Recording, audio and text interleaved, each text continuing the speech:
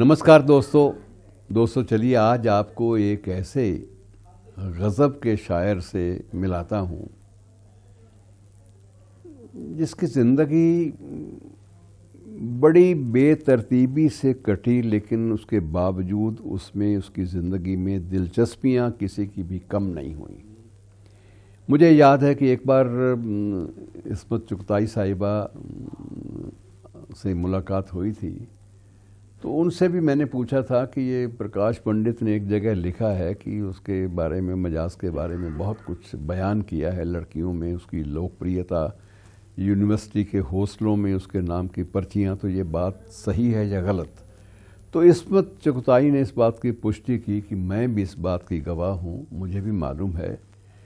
कि अलीगढ़ के कॉलेजों में और वहाँ की यूनिवर्सिटी में जो छात्रावास होते थे लड़कियों के, तो वहाँ बाकायदा मजाज लखनवी के नाम की लॉटरी डाली जाती थी,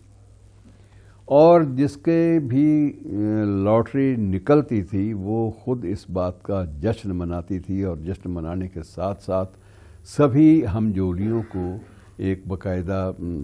चाय पान और दूसरा जो एक अच्छी फीस्ट होती है, अच्छी पार्टी होती है, उस पर बुलाया जाता था। मतलब एक शख्स इतना लोकप्रिय कि उसके नाम की लॉटरी निकली, और जिसके नाम पर लॉटरी निकले वो इतना ज़्यादा खुश हो कि अपने पूरे के पूरे माहौल, पूरे के पूरे मुआशरे में वो इतना ज़्यादा उसका प्रचार करे कि मुझे लॉटरी निकली है, मैं वो खुशकिस्मत इंसान हूँ जिसके किस्मत में, जिसके नाम, जिसकी लॉटरी के साथ, जिसके बारे में, जिसका नाम जो है वो मेरे बारे में मेरे साथ जुड़ गया है। तो लॉटरी के ज़रिए अपने नाम को मजाज के साथ जोड़ने वालों की एक लंबी फहरिस्त है। दूसरी बात मित्रों, मैं आपको ये इस शख्स के बारे में कह दूं कि नज़्म शायर की ताजमहल अपने वक्त की सबसे ज़्यादा मकबूल और लोकप्रिय नज़्म मानी जाती है। और इसी तरह से फैज़ की भी मुझसे पहली सी मोहब्बत मेरे महबूब ना मांग, ये नज़्म भी अपने वक्त की बड़ी मकबूल। लेकिन इन दोनों से भी ज़्यादा मकबूल और लोकप्रिय जो नज़्म रही वो थी आवारा। और वो आवारा जो नज़्म थी वो मजाज की शायरी के बुलंदियों का एक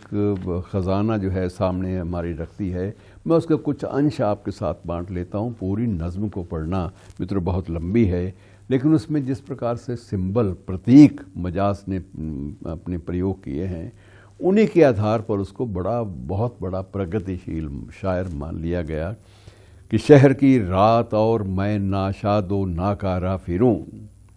कि शहर की रात और मैं नाशादो नाकारा फिरूं, जगमगाती जागती सड़कों पे आवारा फिरूं, अरे गैर की बस्ती है कब तक दर बदर मारा फिरूं, ऐ गमे दिल क्या करूं, ऐ वहशते दिल क्या करूं।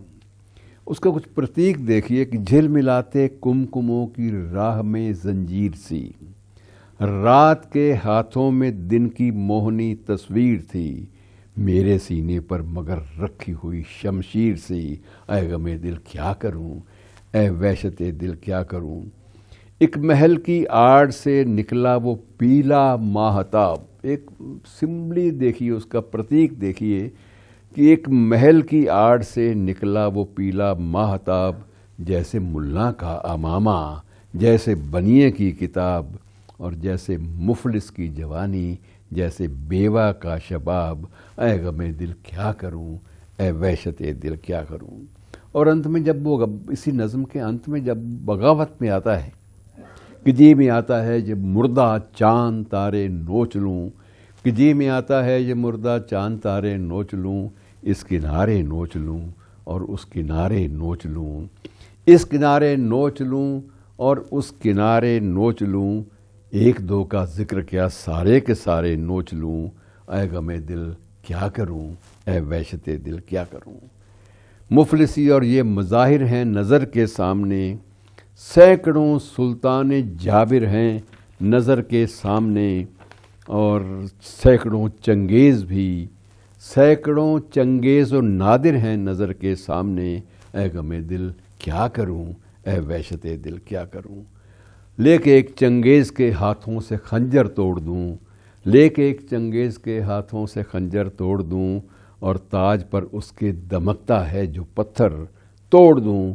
कोई तोड़े या न तोड़े, मैं ही बढ़कर तोड़ दूं, ऐ गमे दिल क्या करूं, ऐ वहशते दिल क्या करूं। और मित्रों, इस महान, अपने समय के महान रूमानी और महान बागी शायर को बहुत ज़िंदगी का एक अहम हिस्सा पागलखानों में भी काटना पड़ा। और उसे कुछ तो ये सुझाव था बहुत बड़े उन दिनों के जो आलिम थे, उनका ये सुझाव था, जिन्हें बड़े बड़े शायर भी शामिल थे, कि इसको तो आगरे के पागलखाने में दाखिल करवाना पड़ेगा और कोई चारा नहीं है। लेकिन बाद में ये सुझाव स्वीकार नहीं किया गया और उसे आखिर रांची के मेंटल हॉस्पिटल में दाखिल करवाना पड़ा और एक लंबे अरसे तक वो रहा और अपने समय का ये सबसे मकबूल और सबसे प्रसिद्ध और सबसे जो लोकप्रिय शायर है, उसका अंत इतना दारुण हुआ कि मित्रों, अदब की जो रूह जो है वो कांप उठती है। शुक्रिया।